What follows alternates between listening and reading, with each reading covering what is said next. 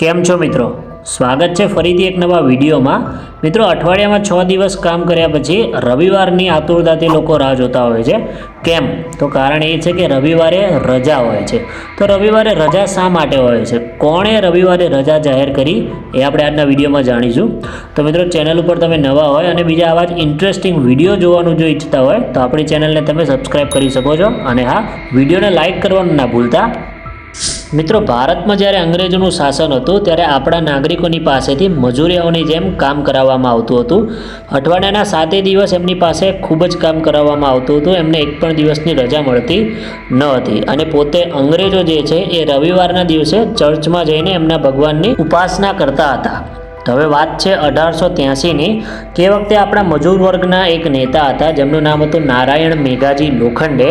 તો એમને અંગ્રેજો સામે એવો પ્રસ્તાવ મૂક્યો કે અઠવાડિયાના 6 દિવસ કામ કરવાનું અને રવિવારના એક દિવસે રજા એમને આપવી જોઈએ કે જેથી કરીને અમારા માણસો જે છે એ પોતાના સમાજના કલ્યાણ માટે કંઈક કાર્ય કરી શકે અને આરામ પણ એમને મળે, એવો પ્રસ્તાવ એમને અંગ્રેજો સામે મૂક્યો।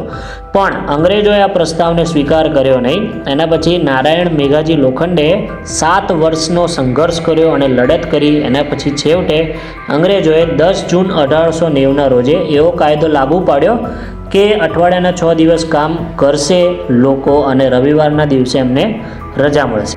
એ પહેલાં મિત્રો, સૌથી પહેલાં 1844માં બ્રિટિશ ગવર્નરે સ્કૂલોમાં જતા બાળકો માટે રવિવારના દિવસે રજા એવો કાયદો બહાર પાડેલો હતો, પરંતુ મોટાભાગના બીજા અંગ્રેજી દેશોમાં રવિવારને અઠવાડિયાનો છેલ્લો દિવસ ગણવામાં આવે છે, એટલા માટે ત્યાં રવિવારની રજા હોય છે। પરંતુ આપણા હિન્દુ કેલેન્ડર અને પંચાંગ પ્રમાણે જો વાત કરીએ તો આપણું અઠવાડિયાની શરૂઆત રવિવારના દિવસથી થાય છે, એટલે કે રવિવાર જે છે એ પહેલો દિવસ ગણાય છે અને પહેલા દિવસે સૂર્ય દેવતાની પૂજા અથવા તો તમારા દેવી દેવતાની પૂજા કરવાથી આખું અઠવાડિયું શાંતિથી વીતે છે, એટલા માટે રવિવારની રજા રાખવામાં આવી છે।